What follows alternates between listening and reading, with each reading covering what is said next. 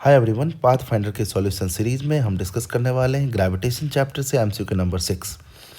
Let's read the question.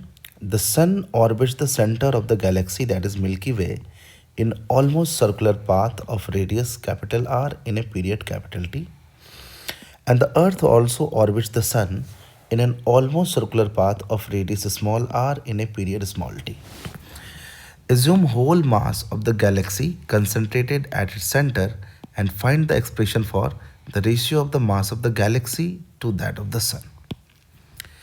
यानी कि sun galactic centre के अराउंड सर्कुलर ऑर्बिट में, लगभग सर्कुलर ऑर्बिट में आर रेडियस में घूम रहा है और टाइम पीरियड है रेवोल्यूशन का टी.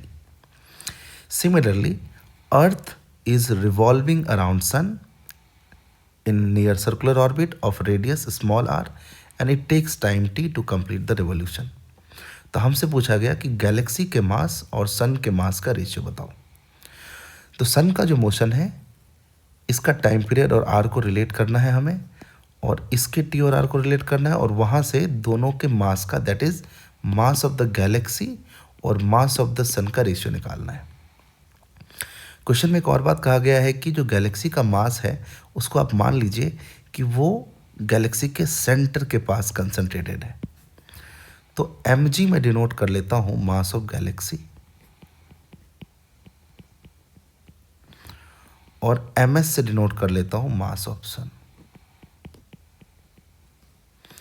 गैलेक्सी और सन का मास हमने मान लिया.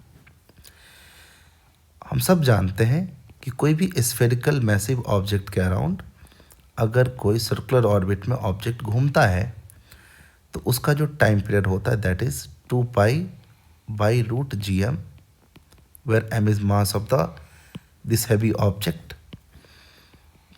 अगर r रेडियस में घूम रहा है तो t will be equal to 2π/√gm r⁻³ 3/2. तो अगर इसका स्क्वायर कर दें तो स्क्वायर विल बी 4π² / gm.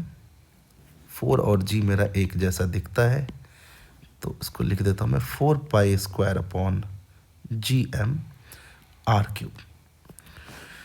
तो यहाँ पे आप देखेंगे तो आप समझ जाएंगे कि t² डिपेंड्स ऑन, मैं इसको k टाइम्स r³/m लिख देता हूँ.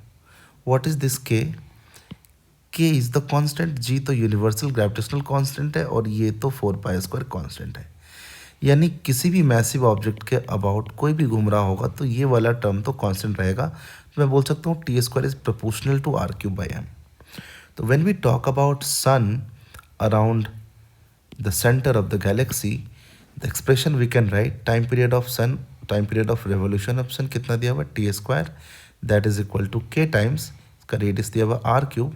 और ये किसके अराउंड घूम रहा है, किसके ग्रेविटेशनल फील्ड में घूम रहा है, गैलेक्सी की ग्रेविटेशनल फील्ड में. तो mg लिखूंगा यहाँ पे m के जगह पर, that is mass of the galaxy. ये हमारा इक्वेशन 1 आ गया, equation 1. Similarly when we discuss this things for earth, earth के लिए टाइम दिया हुआ है स्मॉल t, तो t² आ जाएगा k, इसका रेडियस है स्मॉल r तो r³ डिवाइड बाई ये अर्थ के लिए किसका मास लेंगे, सन का मास लेंगे ms. ये हमारा आ गया इक्वेशन 2. दोनों को डिवाइड करेंगे हम तो हमें ये रेशियो कहीं ना कहीं मिल जाएगा. तो 1/2 विल बी t²/t², यानी t/t का स्क्वायर कर दीजिए. k तो कट जाएगा, r/r का क्यूब कर दीजिए, और ये हमारा है नीचे और ये भी नीचे तो ये ऊपर चला जाएगा रेशियो में ना, 1/mg 1/ms, तो ms डिवाइडेड बाई mg. लेकिन हमें क्या निकालना है, mg/ms. तो mg/ms will be r/r³ into t/t का स्क्वायर. सो ये हमारा आंसर आ जाएगा. देखते कौन सा ऑप्शन है, ये हमारा ऑप्शन ए है. आई होप आपको ये समझ आया होगा. बहुत ही सिंपल सा क्वेश्चन है.